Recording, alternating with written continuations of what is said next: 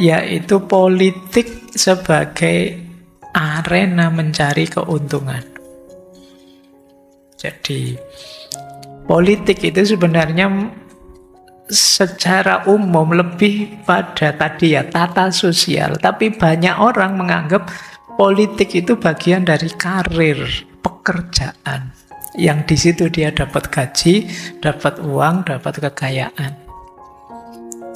Ini pemaknaan di makna yang terakhir. Jadi ayolah kita terjun ke politik biar kaya, misalnya. Ini makna yang terakhir, mencari keuntungan dari politik.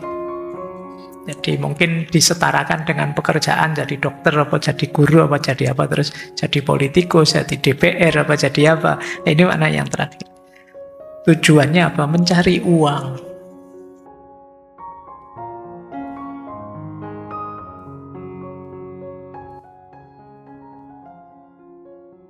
Faktanya orang berpolitik itu seperti ini.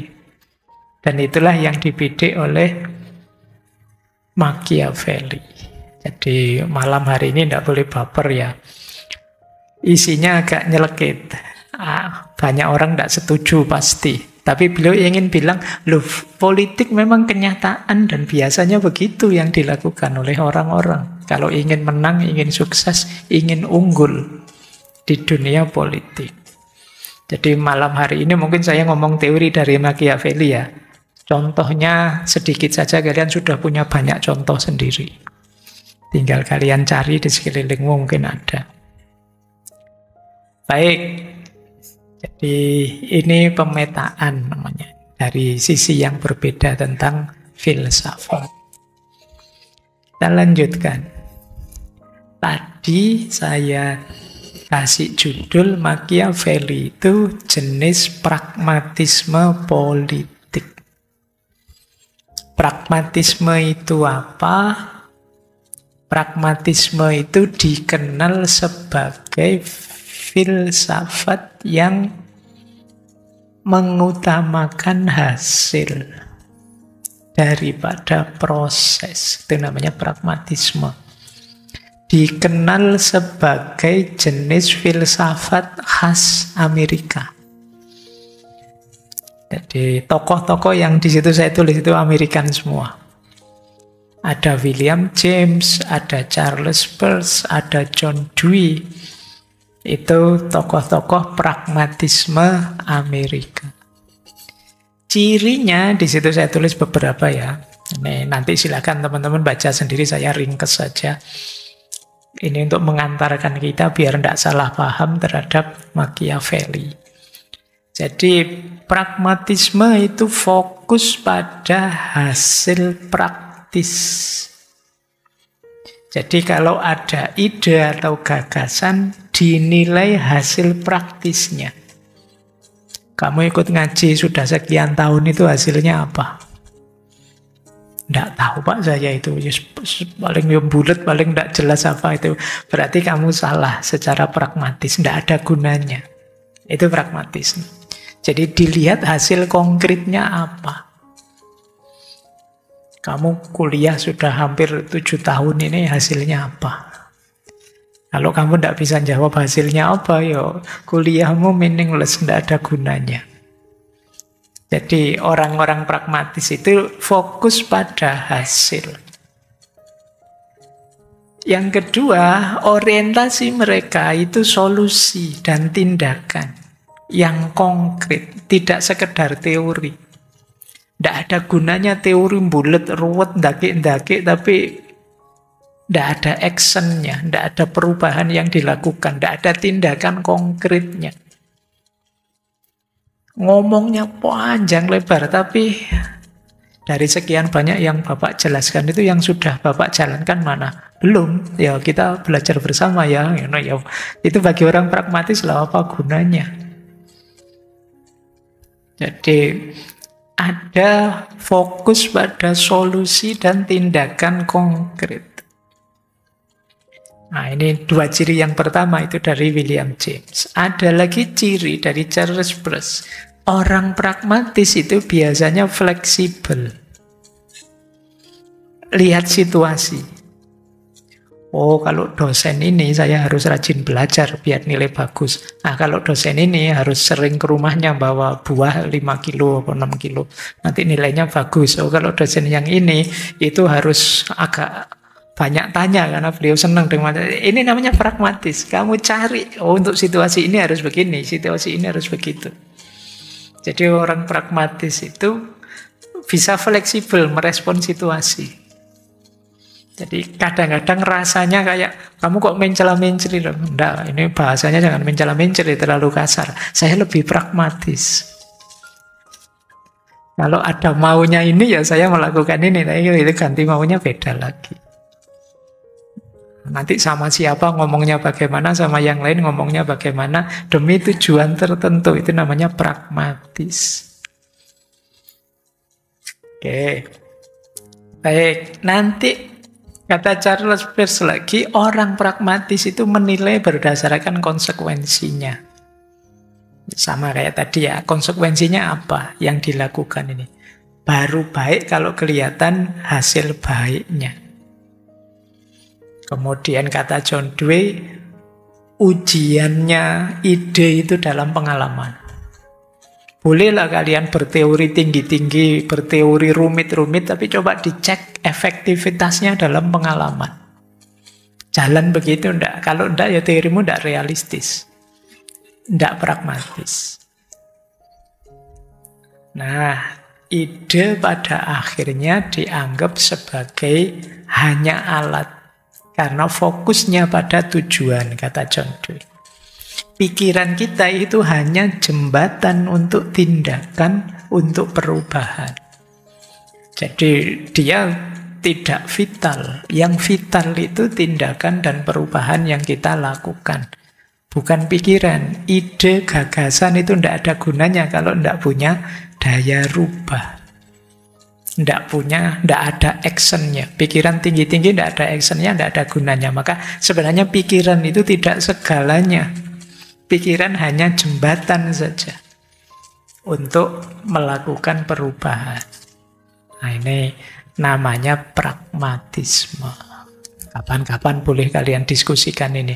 Hidup itu enaknya gimana, Pak? Idealis, realistis, pragmatis, atau daripada capek lebih enak pakai pokoknya tadi lah, Pak.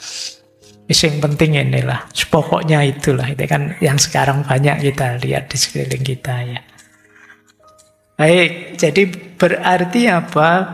Pragmatisme politik itu berarti praksis politik yang lebih fokus pada hasilnya. Jadi prosesnya monggo saja. Yang penting hasilnya apa? Kekuasaan, kemenangan, keunggulan. Ya yang penting hasilnya kelihatan. Entah caranya bagaimana. Makanya nanti Machiavelli itu dikenal sebagai pelopor semboyan tujuan menghalalkan cara. And justify means. Jadi terserahlah mau gombal, mau bohong, mau apa, yang penting sukses. Nah, yang penting berhasil, itu berarti benar sudah. Jadi benar salahnya dilihat di hasilnya. Yang penting kan dapat ijazah, Pak. Nah, meskipun, nah itu, yang penting kan jadi guru besar. Yang penting kan, nah itu kayak gini nih logika pragmatis namanya. Ya, itu nanti diskusimu lah. Yuk kita lanjutkan. Jadi itulah pragmatisme. Nah, politik sekarang. Kalau tadi pragmatisnya, sekarang politiknya. Ada banyak sekali teori politik, cuma dalam praksisnya politik itu bisa bermakna positif, bisa bermakna negatif dalam wacananya. Jadi kan banyak orang yang nganggap politik itu negatif. Kemarin ada beberapa contoh juga. Tapi secara idealis sebenarnya ya politik itu ya positif. Kalau tidak ada politik, gimana kita menata hidup bersama orang lain? Jadi berarti ada banyak makna. Nah itu beberapa yang saya tulis ya. Politik itu apa sih? Ada yang menganggap memaknai politik itu ya manifestasi dari fitrah sosial manusia. Jadi dengan adanya politik maka hidup sosial jadi tertib. Nah, ini makna yang positif ya. Dia adalah arena dari kecenderungan atau fitrah alamiah manusia yang makhluk sosial. Kita itu, ini Aristoteles minggu lalu kan, kita itu makhluk sosial. Nah, untuk hidup bersama perlu penataan. Untuk bisa penataan, ya berarti harus ada politiknya. Kalau di Aristoteles kemarin, tata kotanya. Gimana kita mengelola hidup bersama. Nanti ada yang memaknai politik itu arena kebaikan bagi individual. Jadi politik itu adalah wadah kita untuk mengekspresikan diri kita dalam kebaikan-kebaikan. Makna seperti ini bisa kita temukan misalnya dalam mana-mana politik yang lebih sofistik. Mungkin yang lebih berhubungan dengan akhlak, moral, pengembangan diri. Jadi ada arena untuk kita melakukan kebaikan khususnya kepada sesama kita. Nah, arena itu namanya politik. Politiklah yang menata kepada siapa kita harus berbuat baik, kepada siapa harus kita hargai, kapan kita patuh, kapan kita harus bergerak sendiri, dan lain sebagainya. Makanya disebut arena kebaikan. Sehingga politik menjadi jalan pengembangan diri. Ada dua makna yang orang sering menganggapnya negatif, tapi dalam prakteknya paling sering kelihatan. Ini dua makna yang terakhir. Yaitu makna politik sebagai arena perebutan kekuasaan. Jadi politik adalah ihwal siapa menguasai siapa. Siapa yang menang dia berkuasa, siapa yang kalah dia inferior dikuasai. Ini makna yang ketiga. Yang sering orang menganggapnya negatif. Ada makna yang keempat, yaitu politik sebagai arena mencari keuntungan. Jadi politik itu sebenarnya secara umum lebih pada tadi ya tata sosial, tapi banyak orang menganggap politik itu bagian dari karir, pekerjaan, yang di situ dia dapat gaji, dapat uang, dapat kekayaan. Ini pemaknaan di makna yang terakhir. Jadi ayolah kita terjun ke politik biar kaya, misalnya. Ini makna yang terakhir, mencari keuntungan dari politik. Jadi mungkin disetarakan dengan pekerjaan, jadi dokter, apa jadi guru, apa jadi apa, terus jadi politikus, jadi DPR, apa jadi apa. Nah, ini makna yang terakhir. Tujuannya apa? Mencari uang. Nah, ya tentu saja kalau ada di makna yang terakhir itu, yang terjadi kemudian perlombaan, banyak-banyakan gaji, banyak-banyakan uang, yang dapat sedikit terus merasa sah untuk korupsi, dan lain sebagainya. Itu di pemaknaan yang terakhir. Kalau di pemaknaan sebelumnya, kehilangan uang banyak tidak apa-apa, asal menang dan dapat kekuasaan. Kalau sudah dapat kekuasaan, mau apa saja bisa, jangankan kaya. Nah, itu perspektif sebelumnya. Kalau ingin lebih ideal, di dua pemaknaan yang pertama. Ya, jadi teman-teman nanti kalau jadi politikus semoga ada di yang pertama dan yang kedua. Entah kalian di level mana saja, dan diingat-ingat jangan ada di dua yang terakhir. Kalau ada di dua yang terakhir, mulai sekarang niatnya diluruskan. Ada yang keliru dalam niat itu, meskipun ternyata setelah diamati oleh Machiavelli secara pragmatis, realistis, politik itu banyak dipraktekkan di dua makna yang terakhir. Nah, ini nanti kita lihat ya. Dan bagi Machiavelli sah-sah saja yang seperti itu. Itulah mengapa nanti dalam wacana politik ada istilah Machiavellian. Machiavellian itu makna populernya memang agak negatif. Kalau kalian dianggap, wah kamu alirannya apa? Saya Machiavellian, itu mungkin nggak ada orang berani bilang begitu. Kenapa? Karena maknanya negatif. Jadi secara populer, Machiavellian itu orang yang membolehkan penipuan, manipulasi, dan kelicikan demi mendapat kekuasaan. Atau orang yang tidak peduli prinsip moral dan etika saat mengejar kekuasaan dan tujuan politik. Ini namanya Machiavellian. Makanya kalian jangan bangga kalau ada, wah kamu pinter sekali, aliranmu Machiavellian menurut saya. Itu sebenarnya sedang melecehkanmu itu kalau ada yang bilang begitu. Secara populer ya, meskipun nanti pikiran-pikiran beliau bisa kita analisis lebih dalam, tapi makna populernya itu dalam wacana politik. Kenapa bisa begitu? Nanti ada beberapa asumsi yang mendasarinya. Kalau filosof itu kan tidak asal ngomong, beliau punya argumen juga. Meskipun argumen-argumennya dasarnya tadi ya, kenyataannya atau biasanya. Itu yang terjadi. Baik, kita lanjutkan. Semoga dari sini sudah mulai kenal medannya ya. Tadi sudah saya kenalkan apa itu pragmatisme, seperti apa hierarki wacana politik, apakah itu untuk fitrah sosial atau jangan-jangan hanya mengejar kekuasaan dan lain sebagainya.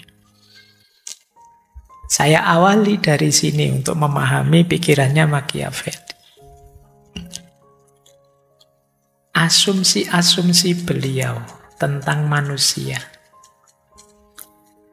Jadi kata beliau, manusia itu sebenarnya punya watak dasar negatif. Jadi itu ada 5 yang saya ambil dari bukunya Il Principe. Yang pertama apa? Manusia itu tidak tahu terima kasih. Jadi kalian tidak usah menunggu temanmu terima kasih. Saya sudah berjasa kok, teman saya santai diam saja. Tahu terima kasihnya rasanya tidak tulus basa-basi. Tidak usah kaget. Manusia itu begitu. Sebagian besar ucapan terima kasih itu banyak yang formalitas dan basa-basi. Kalau nggak percaya kalian boleh neliti. Ayo kalau kalian bilang atau nulis WA ada temanmu ngapain, memberitahu atau apa terus makasih ya atau TRM KSH itu mesti basa-basi. Nggak serius, terima kasih. Jadi karena manusia lebih cenderung egois. Egois itu yang dipikirkan, yang penting aku untung, yang penting aku enak, ya sudah. Oke, nggak usah kaget kalau kalian rasanya banyak orang, saya sudah berbuat baik kok dia tidak terima kasih. Wajar. Kalau versinya Machiavelli, kita juga nggak usah mengambil hati. Yo kayak begitu manusia itu.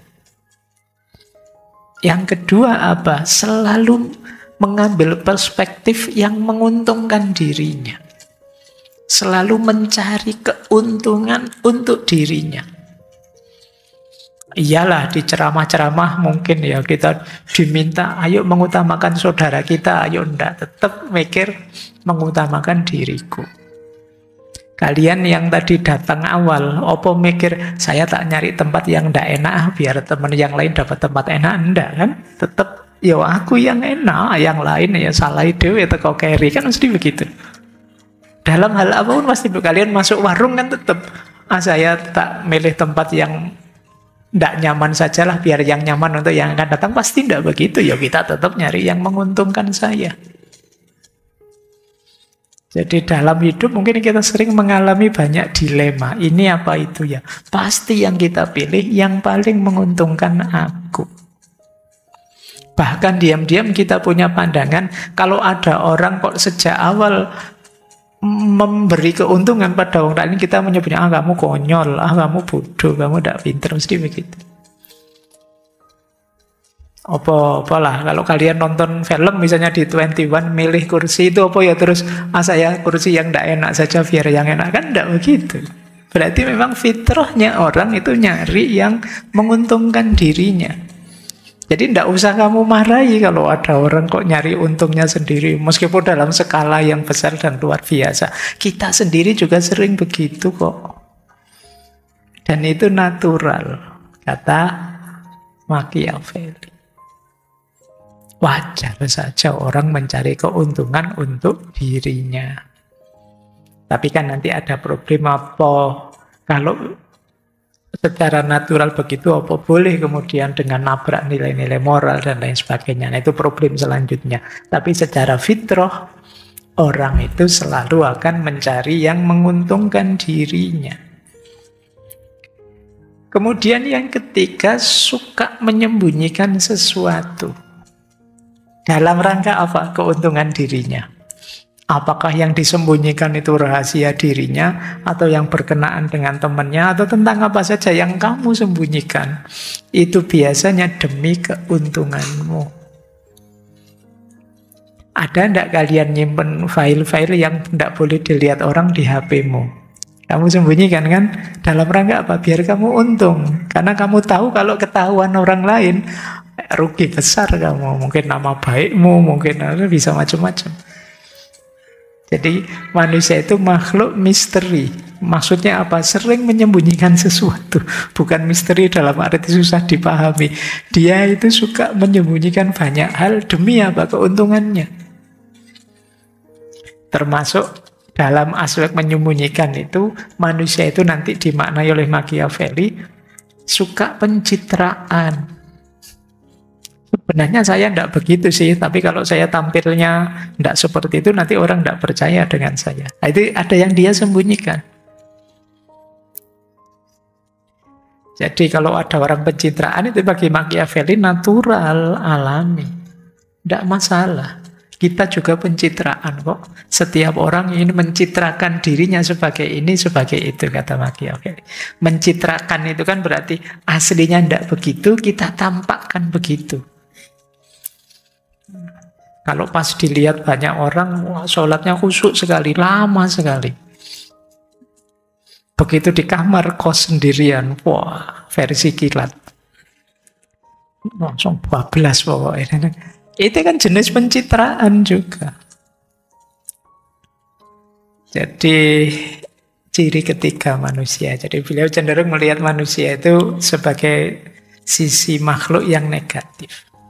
Kemudian manusia itu makhluk yang, ya kalau ini natural juga, segera ingin lepas dari bahaya. Tidak kerasan kalau tidak enak, tidak nyaman.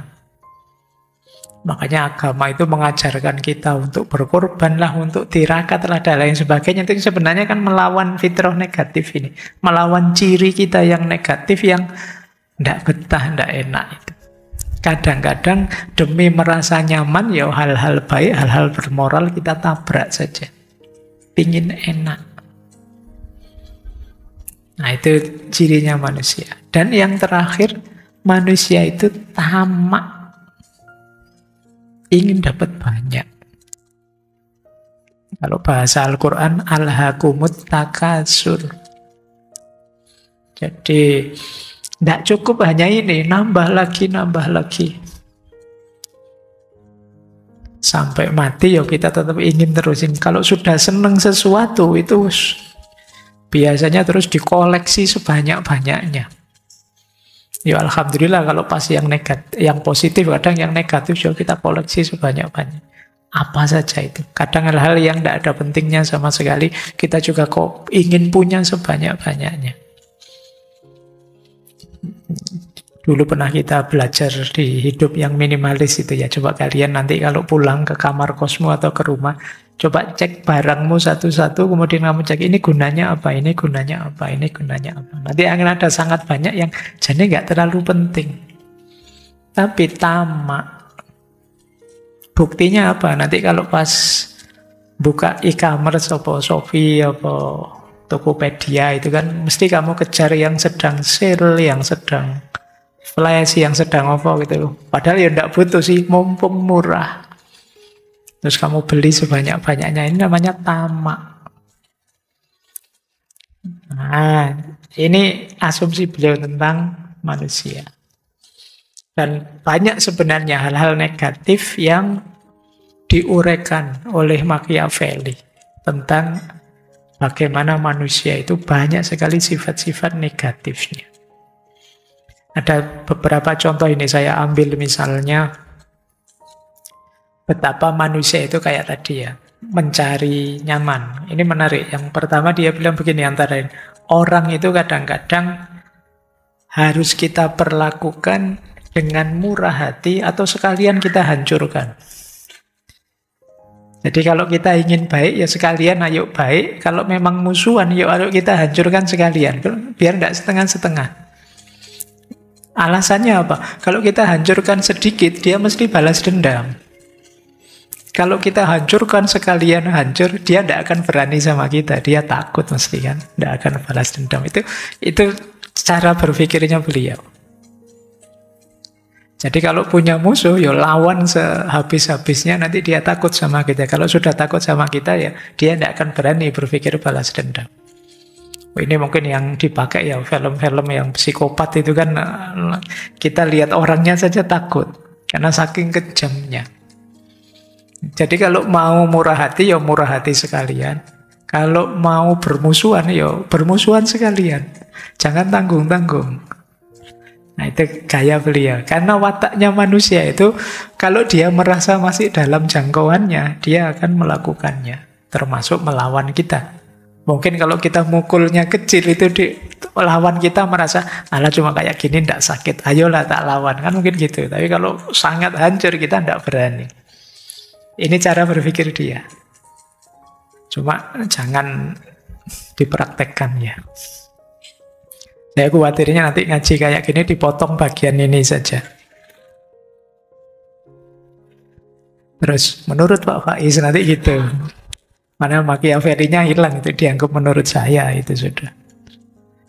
Oke, ya semoga nanti yang posting juga ngasih caption yang pas lah biar tidak negatif efeknya ya.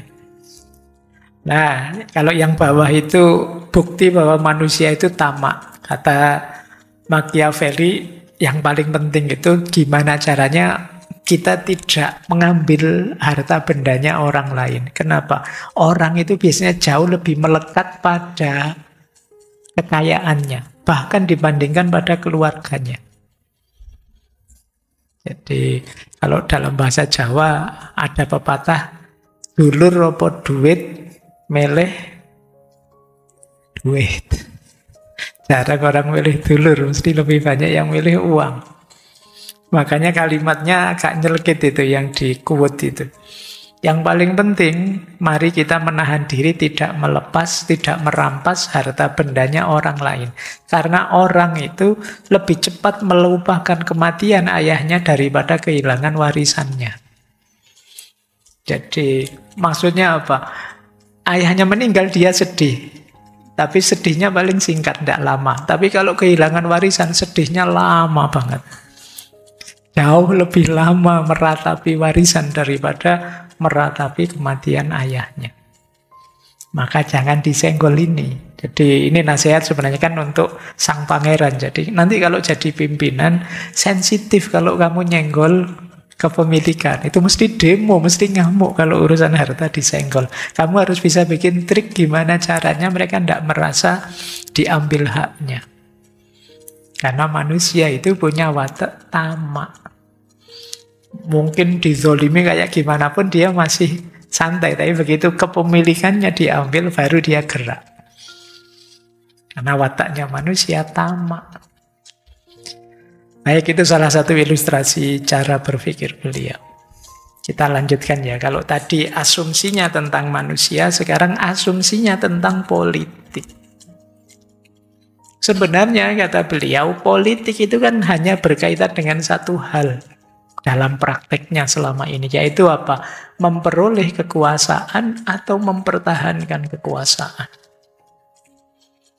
Nah, ini misalnya kalian praktekkan, coba sekali-sekali kalian teliti semua berita politik, itu sebenarnya tentang dua hal. Memperoleh kekuasaan atau mempertahankan kekuasaan. Sekali-sekalilah kalian nanti baca tabloid atau majalah yang politik ya. Nanti kamu kasih tanda, oh ini tentang memperoleh kekuasaan. Nah, kalau ini ingin mempertahankan kekuasaan. Kalau ini pasti di antara dua itu, kata Machiavelli. Tidak mungkin lepas dari itu. Lupa kalau ada tentang moralitas, tentang agama, spiritualitas, dan lain sebagainya. Kata Machiavelli itu tidak ada hubungannya dengan politik. Kalau masuk dunia politik biasanya dipolitisasi. Dijadikan alat oleh politik untuk memperoleh kekuasaan atau mempertahankan kekuasaan. Jadi, pokoknya tentang dua hal ini saja politik itu. Nah, maka seorang politikus, apalagi pemimpin atau sang pangeran, harus punya kemampuan yang tinggi untuk memperoleh kekuasaan atau mempertahankan kekuasaan. Disinilah nanti di buku Principe itu beliau menjelaskan banyak, ini loh strategimu untuk memperoleh kekuasaan atau mempertahankan kekuasaan. Dan itu dijelaskan di buku itu. Semoga teman-teman sudah pernah baca bukunya, Sang Pangeran. Nah, ini quote terkenal sekali dari beliau. Politics has no relation to moral. Politik itu tidak ada hubungannya dengan moral. Kata beliau ya, bukan saya, tak kasih nama itu bawahnya. Jadi jangan dimarahi kalau ada orang mazhabnya Machiavellian terus abai moral. Karena ya tidak ada. Seandainya orang teriak-teriak moral lah, teriak-teriak apa spiritualitas dan lain sebagainya, kata Machiavelli, itu kalau di dunia politik hanya jadi kendaraan politik. Untuk apa? Meraih kekuasaan atau mempertahankan kekuasaan. Itulah prinsip dasarnya. Nah, disitulah beliau terus nanti ngasih nasihat banyak sekali pada sang pangeran. Ya, dari Florence, Italia Utara saat itu ya. Caranya bagaimana? Dasarnya apa sih nasihat-nasihat yang beliau berikan itu? Ya dasarnya membaca sejarah politik yang selama ini sudah berjalan. Kata beliau, everyone who want to know what will happen ought to examine what has happened. Setiap orang yang ingin tahu apa yang akan terjadi harus memeriksa apa yang telah terjadi. Biar tidak kejeblos dua kali. Segala sesuatu di dunia ini pada zaman apapun punya replikanya di zaman kuno. Silahkan teman-teman lihat fenomena politik apapun yang ada hari ini, itu sudah ada contohnya jauh di masa lalu. Bahkan sejak zaman kerajaan-kerajaan, sejak zaman itu sudah ada. Hanya manusia yang malas membaca saja, yang bolak-balik tertipu dalam hal yang sama. Jadi beliau ini memberi nasihat banyak sesuai praktek politik yang sebelumnya terjadi. Kalau ingin menang seperti ini, kalau ingin sukses seperti ini. Jadi kalau ada yang tanya buku itu disusun dasarnya apa-apa, apa ngarang, apa kira-kira enggak. Beliau membaca sejarah sebelumnya selama ini. Yang dari situ terus disimpulkan tips and trick praktisnya. Tidak sekedar teori-teori yang melangit tentang politik, tapi sudahlah ringkesnya gini loh. Politik itu kan tentang meraih kekuasaan dan mempertahankan kekuasaan. Caranya ini loh. Nah, itu isinya buku Il Principe. Nah, baik. Ini materinya agak panjang, jadi teman-teman siap-siap stamina ya. Dan juga banyak yang mengagetkan mungkin. Dasarnya apa kalau ingin jadi pemimpin yang kuat? Ada dua nanti, yaitu virtu dan fortuna. Yang pertama virtu. Virtu itu kompetensi personal. Kalian harus capable, harus punya kompetensi kalau pengen jadi pemimpin. Ya secara umum uraian beliau, virtu itu cirinya misalnya antara lain ya rajin atau tekun dan paham tentang politik. Ya kalau kalian tidak paham politik, masuk dunia politik habis. Harus paham. Yang kedua cerdik. Sebenarnya cerdik itu kalau di Machiavelli banyak orang memaknainya licik. Yo, cerdas, cerdik, licik itu kan sebenarnya satu tipe proses di dalamnya. Yang membedakan kan nanti arah, orientasi, dan tujuannya. Jadi pemimpin harus pinter, harus cerdik. Baik saat berhadapan dengan kawan maupun lawan. Yang ketiga, ahli perang sekaligus ahli diplomasi. Jadi ini dua-duanya penting ya. Jangan hanya bisa berunding saja. Perang juga harus bisa. Ya, ahli perang itu bukan berarti perang sendiri, tapi bisa memimpin militer, pasukan perang, kata beliau. Dan juga diplomasi. Ini kompetensi. Kemudian mandiri dalam berpikir, tidak bergantung nasihat atau kekuatan orang lain. Silahkan saja, kata beliau, orang lain memberi nasihat, tapi keputusan harus di tangan kita. Kalau keputusannya ditempelkan, disandarkan di luar diri, berarti dia tidak capable. Yang lain memberi masukan saja, keputusan di tangan kita. Kemudian yang keempat, punya kekuatan dan karisma. Karisma itu mungkin lebih dekat ke kewibawaan.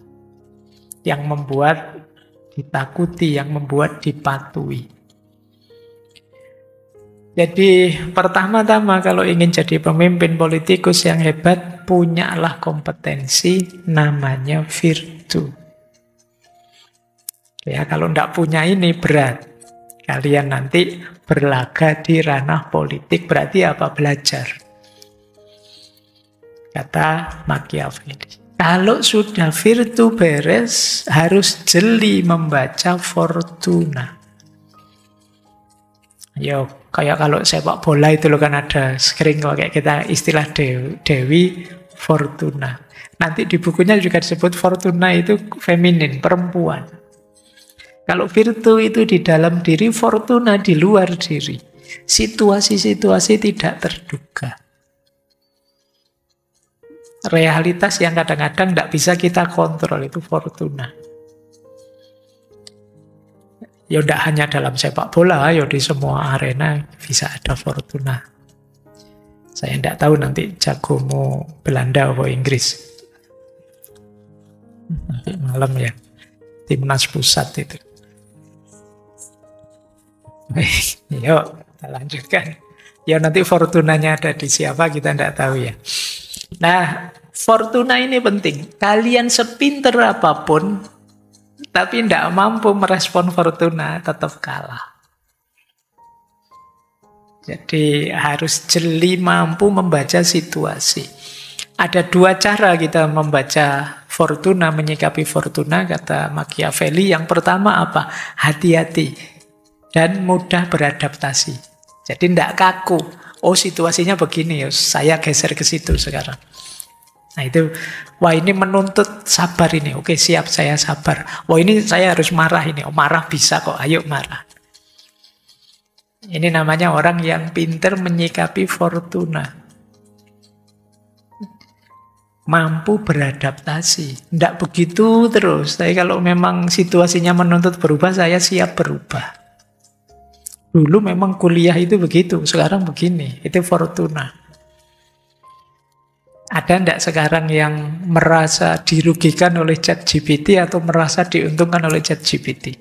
Tapi berhubung yang namanya dunia artificial intelligence seperti ChatGPT itu tidak bisa dibendung, ya kalian tetap harus bisa menyikapinya dan beradaptasi. Kalau tidak, tetap akan ketinggalan gitu. Kalian sulit untuk dapat fortuna kalau begitu. Ya nanti orang yang dapat fortunanya mungkin dalam bahasa Inggris namanya fortuner. Urusannya mobil nanti ya. Baik, yang kedua apa? Yang paling hebat dari seorang pemimpin menghadapi fortuna apa? Bisa memanfaatkan keadaan untuk mengambil keuntungan. Ini lebih hebat lagi. Kalau tadi kan cuma beradaptasi. Nah, kalau ini bisa memanfaatkan keadaan. Mumpung situasinya begini, saya begini. Ya, kalau mahasiswa saya tahu lah, yang nomor 2 ini sering dilakukan. Kalau contohnya ChatGPT tadi. Mumpung ada ChatGPT, ada tugas makalah gampang itu. Nah, mungkin bisa begitu. Tapi ini maksudnya skalanya luas ya, tidak sekedar makalah. Jadi pemimpin yang hebat itu ada situasi apapun, dia bisa memanfaatkannya untuk mendapat keuntungan. Dan seandainya ada resiko, dia bisa memperkecil resiko itu. Berarti pimpinan yang hebat. Maka rumusnya kekuasaan adalah virtu plus fortuna. Kalau kalian punya 2 ini akan menang. Kalau terjun ke dunia politik, kata Machiavelli. Ketika kita dikepung oleh fortuna, kita siap. Virtu kita memadai untuk menyikapinya. Nah, kalau kita bisa melakukan itu, berarti ya kita menang sudah. Baik, jadi ini rumus untuk masuk atau terjun ke dunia politik. Bekalnya virtu dan fortuna. Makanya nanti ada yang bilang Machiavelli itu menggeser etika politik dari virtu kebijaksanaan menjadi virtu yang isinya kompetensi dan kapasitas politik. Kalau virtu yang sebelumnya seperti di Aristoteles kan kebaikan, kebajikan, kebijaksanaan. Nah, sekarang digeser lebih pada kompetensi untuk berlaga di arena fortuna. Kalau kalian bisa memadukan 2 hal ini, kalian menang. Baik, itu tadi bekalnya ya. Setelah ini kita membahas caranya. Ini yang oleh banyak orang nanti disebut pragmatis tadi. Boleh ambil nafas sebentar. Biar tidak tegang.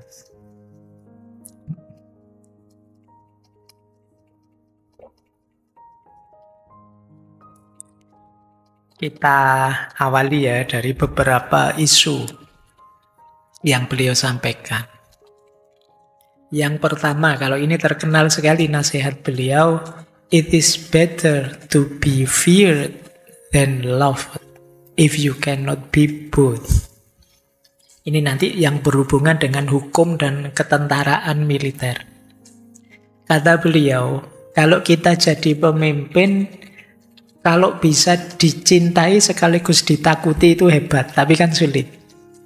Kalau harus milih, dicintai atau ditakuti, kata Machiavelli, pilihlah ditakuti. Orang takut itu tidak mungkin berani menyerang kita, mengkhianati kita, nabrak kita. Tapi orang mencintai banyak yang mengkhianati.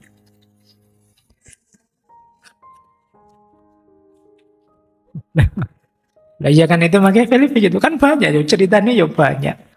Jadi sudah cinta segitunya berkhianat. Jadi cinta masih bisa berubah jadi pengkhianatan, tapi kalau takut tidak. Kalau sudah takut ya kamu mengkernet sudah. Jadi kalau harus milih ditakuti apa dicintai, pilihlah ditakuti. Akan lebih aman untuk kekuasaanmu. Jadi manusia itu kalau sekedar cinta, begitu dia merasa terancam atau merasa ada keuntungan lebih besar, dia bisa mengkhianati cinta. Tapi kalau takut, tidak akan berani dia. Makanya antara hukum atau undang-undang dengan kekuatan militer, kekerasan, kata Machiavelli, hukum atau undang-undang ini tidak akan jalan kalau tidak didampingi oleh kekuatan militer. Kalau tidak ada tentaranya yang ngawal hukum atau undang-undang itu, sulit. Ketika ada tentaranya, ada militernya yang ngawal, orang lebih mudah patuh. Kalian patuh peraturan lalu lintas, lebih banyak disetir oleh kesadaranmu apa takut polisi? Sebagian besar karena kan takut polisi. Jadi ya orang memang kayak kalau pakai berpikir idealnya tadi ya orang harusnya sadar, jadi orang baik, tidak menyakiti orang lain kan begitu idealnya. Tapi dalam kenyataannya banyak kebaikan yang kita lakukan itu karena takut. Kok tidak nyontek Mas Ujian? Takut Pak, pengawasnya ngeri. Kayak kamu tidak nyontek bukan karena sadar, cuma pengawasnya ngawasi terus. Kok sekarang tidak pernah pulang malam lagi? Takut dimarahi orang tua. Jadi energi ketakutan itu luar biasa ternyata untuk menciptakan stabilitas. Maka kata Machiavelli, kamu lebih milih mana? Jadi pemimpin yang dicintai apa ditakuti? Kalau harus milih, ya kalau bisa dua-duanya. Tapi kalau harus milih, ditakuti saja. Nah, baik, ini jangan langsung diiyakan ya nanti kapan-kapan. Ini menurut beliau. Nanti kalau ada momen kita kritisi lebih dalam. Ini pelajaran pertama dari beliau. Pelajaran kedua. Kalau ini milih murah hati apa pelit atau kikir? Kata Machiavelli, kalau seorang pangeran terlalu bermurah hati pada rakyatnya, dia tidak akan dihargai. Dan bahkan hanya akan menyebabkan keserakahan untuk mendapat lebih banyak. Di sisi lain, terlalu murah hati itu tidak ekonomis. Karena pada akhirnya semua sumber daya akan habis, akibatnya pajaknya naik lebih tinggi. Jadi pemimpin jangan terlalu murah hati. Meskipun kalau dia memutuskan berhenti atau membatasi kedermawanannya, ia akan dicap sebagai orang yang kikir. Nah, ini kan dua-duanya efeknya negatif. Kalau kita terlalu murah hati, masyarakatnya jadi manja, tambah serakah. Terus biayanya besar. Kalau kita kikir atau pelit, ya kita dituduh pemimpin yang pelit, tidak menyejahterakan. Kata Machiavelli, dilema dua ini lebih baik kita dibenci masyarakat karena kurang dermawan daripada kita juga dibenci karena kikir. Dua-duanya kita akan dibenci. Jadi terlalu pemurah, orang manja akhirnya minta lebih banyak, kita rugi besar. Kita kikir, orang marah karena kekikiran kita. Tidak apa-apa, milih saja dibenci karena kikir. Minimal apa? Kita masih kaya. Wong sama-sama tidak enak efeknya ya tetap milih yang menguntungkan kita.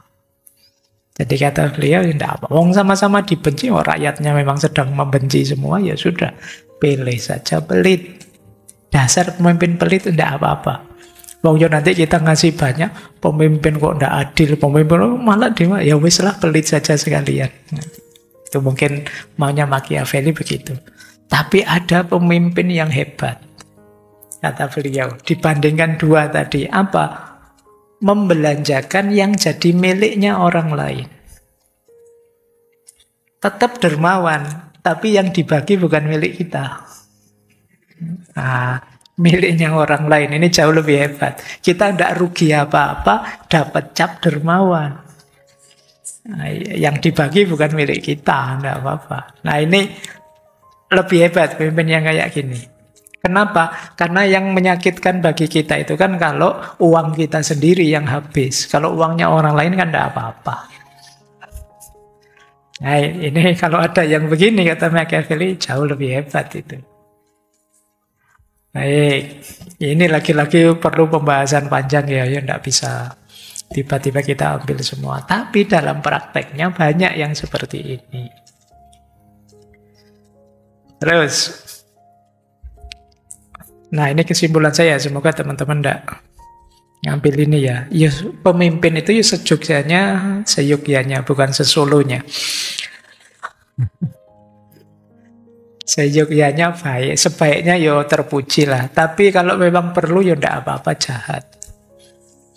Kalimatnya menarik ya. Ya harus bisa, harus tegel.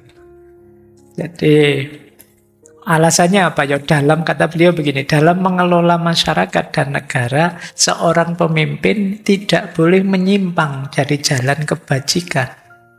Tapi juga harus tahu caranya melakukan kejahatan, siapa tahu kapan-kapan dibutuhkan. Jujur bisa sih, curang kadang-kadang ya bisa. Demi apa? Itu sebenarnya nanti ada alasannya kenapa beliau sampai begini. Ya sama kan, memang kadang-kadang sistem etik itu antara kondisi biasa dengan kondisi gawat kan memang beda. Membunuh itu dalam kondisi biasa ya kriminal, tapi dalam kondisi perang itu ya tidak masalah. Nah itu maka beliau, ya orang itu harus jadi orang baik juga bisa, tapi kadang-kadang agak jahat juga harus mampu. Kenapa? Situasi kadang nuntut itu. Jadi seorang pemimpin harus mampu semuanya. Kata beliau, kalau memang seorang pemimpin bermaksud menjayakan negara, maka metode apapun yang dipakai layak dipuji dan dihargai. Ini untuk kepentingan negara loh ya, bukan untuk kepentingan saya. Sama seperti tadi, urusan dermawan ngasih orang itu kan bukan untuk kepentingan dia. Tapi biar asetnya negara tidak habis. Jadi ada bantuan dari luar, tidak apa-apa. Ya bantuan dari luar itu aja yang dibagi. Milik kita masih aman. Itu sebenarnya kepentingannya kepentingan negara. Dan itu yang disebut pemimpin hebat, kata Machiavelli. Nah, jadi dia jadi baik bisa, bila perlu jahat juga mampu. Kenapa kok tidak baik saja Pak? Ini menarik kalimat beliau. Faktanya kata beliau, orang yang ingin berbuat baik dalam segala hal pasti akan mengalami banyak kesedihan di antara banyak orang yang tidak berbudi luhur. Kalau memang masyarakatnya sudah kacau rusak, kita yang berkomitmen jadi orang baik itu akan lebih sering stres. Ini mirip dengan Ronggo Warsito bulan lalu itu kan. Ya, kalau semuanya sudah edan, satu-satunya orang baik akan dianggap yang edan. Kalau teman-teman hari ini sering gelisah, sering sumpah gimana sih yo di medsos itu kok begitu, gimana sih yo orang-orang itu, kita gelisah. Kemungkinan sesuai rumusnya Machiavelli ini, karena kita ingin konsisten jadi baik terus, begitu ketemu circle yang isinya orang-orang yang tidak baik, terus kita stres. Nah, maka kata beliau tadi, kalau pemimpin dia harus bisa ngerti banyak medan. Tidak hanya medan-medan kebaikan, medan-medan keburukan, kejahatan, dia juga mampu mengelola, menguasai. Makanya kalimatnya ya baik, oke.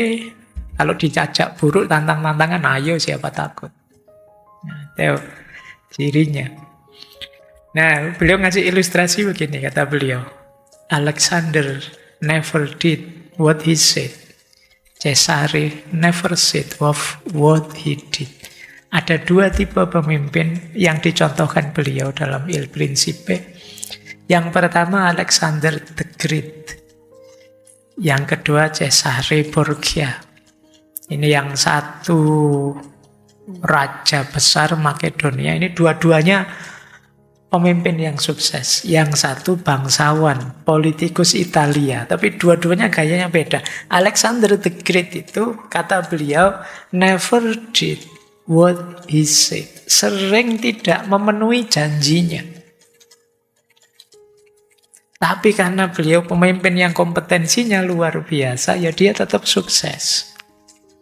Mungkin di daerah taklukan-taklukannya itu, kata Machiavelli, ya sering ngomong apa tapi tidak dijalankan. Sudah janji apa tapi tidak dipenuhi. Tapi dia tetap seorang Alexander the Great. Karena kompetensi dan prestasi-prestasinya. Orang tidak terlalu ambil peduli dengan proses yang dia lakukan, tindakan yang dia jalankan, yang kecil-kecil. Nah, kebalikannya, Cesare Borgia, kalau si Borgia kebalikannya, kalau beliau tidak banyak ngomong, kalau Alexander the Great itu tidak menepati janjinya, mungkin banyak ngomong janji ini itu. Tapi kalau Borgia sebaliknya, tidak banyak ngomong, yang penting tindakan saja sudah. Yang tegas. Nah, dua tipe ini berbeda, tapi dua-duanya sama-sama sukses. Ini yang tadi disebut tipe yang kompeten. Baik, ada lagi contoh selanjutnya ya, ilustrasi dari beliau. Beliau punya ilustrasi rubah dan singa. One must be a fox in order to recognize traps, and a lion to frighten off wolves. Those who simply act like lions are stupid. Seseorang harus seperti rubah untuk bisa mengenali jebakan-jebakan. Dan seperti singa untuk membuat takut serigala. Tapi kalau orang hanya seperti singa saja, berarti dia pemimpin yang bodoh. Maksudnya apa? Pemimpin yang baik itu ya rubah ya singa. Rubah itu terkenal karena kecerdikannya. Singa itu terkenal karena wibawanya, kehebatannya yang membuat lawan takut. Dia tidak perlu menyerang, cukup datang saja bubar. Yang lain takut. Nah, dua-duanya harus ada. Kenapa? Karena kalau hanya singa, tidak ada rubahnya, gampang dibohongi, gampang dimanipulasi, gampang dikhianati, gampang dijebak. Maka selain singa harus ada rubahnya. Tapi juga jangan hanya rubah. Kalau hanya rubah, tidak ada singanya, yuk ngerti sih kalau dijebak, ya cerdas, ya cerdik. Tapi tidak ada orang takut padanya. Jadi dia mau ngapain saja, orang senyum aja, Allah kamu mau apa? Beda kalau singa. Singa itu hadir saja, dehem sedikit saja, yang lain bubar. Nah, dua-duanya penting. Makanya kata beliau, pemimpin yang hebat itu ya singa ya rubah. Kalian juga harus cerdas, tapi juga berwibawa. Itulah cirinya pemimpin yang hebat. Tadi juga dicontohkan Alexander the Great dan Cesare Borgia. Lanjut.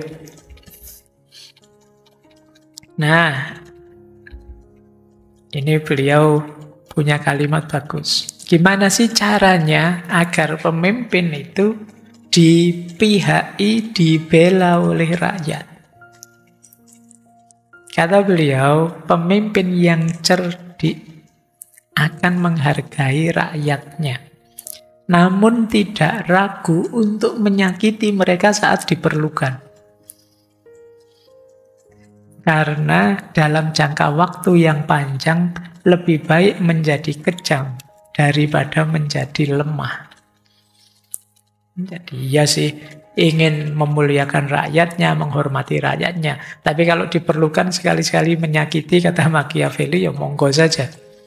Demi apa? Biar pemerintahan tetap kuat. Ini mikirnya jangka panjang, kata Machiavelli. Jangan hanya karena mungkin 1-2 orang, 1-2 kelompok yang bersalah, tapi kita tidak berani menghukum, tidak berani menyakiti, karena kita orang yang baik hati, akhirnya seluruh negara rusak. Maka, yo sekali-sekali tegel tidak apa-apa, sekali-sekali kejam, kata Machiavelli, tidak apa-apa. Demi apa? Stabilitas. Kenapa kok begini? Ya karena tadi rumusnya meraih kekuasaan atau melanggengkan kekuasaan. Kalau tidak, ya kita bisa jatuh. Bahkan kata beliau, pemimpin yang cerdik tahu bahwa penampilan dan hasil-hasil kesuksesan akan membuat publik terpesona dan melupakan sakit yang ditimpakan pada mereka. Tidak usah khawatir kita sedikit banyak menyakiti mereka. Nanti tinggal kita pameri, kita sudah sukses ini loh, kita sudah mencapai ini loh, kita sudah seluar biasa ini loh. Mereka lupa dengan sakit yang kecil-kecil tadi. Nah, ini versinya Machiavelli ya. Makanya kata beliau, a prince never lacked legitimate reason to break his promise. Seorang pemimpin itu tidak kurang alasan untuk mengkhianati janji. Gampang lah kalau sudah. Alasan tidak dicari, tidak apa-apa. Harus tampil selalu baik. Jadi tidak kurang alasan lah. Alasan bisa dibuat ini itu.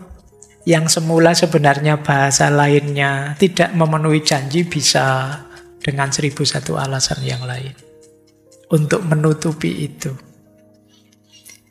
Nah, makanya ada quotes dari beliau yang menarik. Oleh karena itu, seorang pangeran tidak perlu memiliki semua sifat baik yang saya sebutkan, tetapi sangat penting untuk terlihat memiliki sifat-sifat tersebut.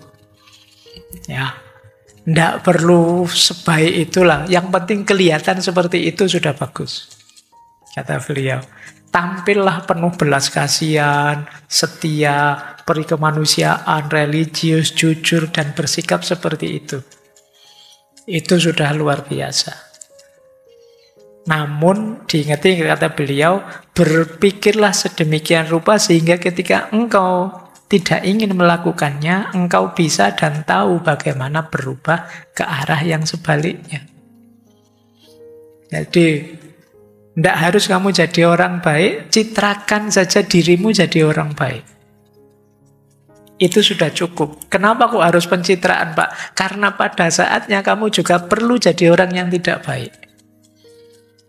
Dan kalau kamu perlu itu, kamu bisa saat itu juga balik haluan. Jadi orang yang pemurah, kasih sayang. Tampilkan dirimu seperti itu. Tapi mungkin pada saatnya kamu perlu jadi orang yang kejam. Dan kamu juga bisa kalau dituntut untuk kejam. Itu yang dimaksud oleh Machiavelli. Jadilah orang yang jujur sejujur-jujurnya. Tapi pada saatnya kamu mungkin perlu sedikit bohong. Dan kamu bisa untuk bohong. Agak berat kalau pemimpinnya, kata Machiavelli, tidak bisa lengkap wataknya tadi. Jujur bisa, Pak, tapi kalau bohong tidak bisa. Wah, kadang-kadang perlu bohong ya. Kasih sayang sekali, Pak, tapi kejam tidak bisa. Wah, kita kadang perlu kejam ya. Secara pragmatis. Makanya tidak apa-apa, citrakan dirimu seperti yang baik-baik tadi, religius lah, bermoral lah, dan lain sebagainya. Tapi ketika dibutuhkan sebaliknya kamu bisa. Nah, itu maunya Machiavelli begitu ya. Baik, kita lanjutkan. Semoga kalian tidak kaget dan tegang ya. Ternyata ada cara berpikir seperti ini. boleh berbohong. Iya, men. Ini menarik ya kalimat ini. Kalian selama ini sama sekali dilarang bohong. Kata Machiavelli boleh, kenapa tidak? Ada yang quote pertama itu menarik. Never attempt to win by force what can be won by deception. Tidak perlu capek-capek menang dengan kekuatan, dengan daya upaya yang menghabiskan energi, biaya, dan lain sebagainya. Kalau engkau bisa menang dengan tipuan. Nah, daripada capek-capek habis biaya banyak, tenaga, stres, energi, sudahlah. Kalau dengan sedikit tipuan bisa menang, kenapa? Nah, itu kata beliau ya. Tapi semua kalau versinya Machiavelli untuk kepentingan negara ya, tidak untuk kepentingan pribadi. Nah, kata beliau, manusia itu pikirannya pendek dan dia diselimuti, dikejar-kejar oleh kepentingan hidup masing-masing yang mendesak. Maka seorang penipu akan selalu menemukan banyak orang yang siap untuk ditipu. Tidak usah khawatir ada banyak alasan yang membuat orang gampang ditipu. Alasan paling mudah apa? Kebutuhan mendesak sehari-hari. Jadi manfaatkan momen ini. Tidak usah takut untuk kepentingan negara menipu demi kepentingan negara. Dan akan banyak orang yang siap untuk ditipu. Nah, pemimpin yang hebat, wahai pangeran, kata Machiavelli, boleh bohong kalau diperlukan demi kebaikan negaranya. Tapi jangan sampai kebohongan itu menyebabkan kebencian rakyat kepadanya. Bohong boleh, tapi jangan membuat rakyat benci. Kalau membuat rakyat benci, dia akan kehilangan legitimasi, kehilangan kekuasaan. Blunder sudah. Padahal tadi tujuan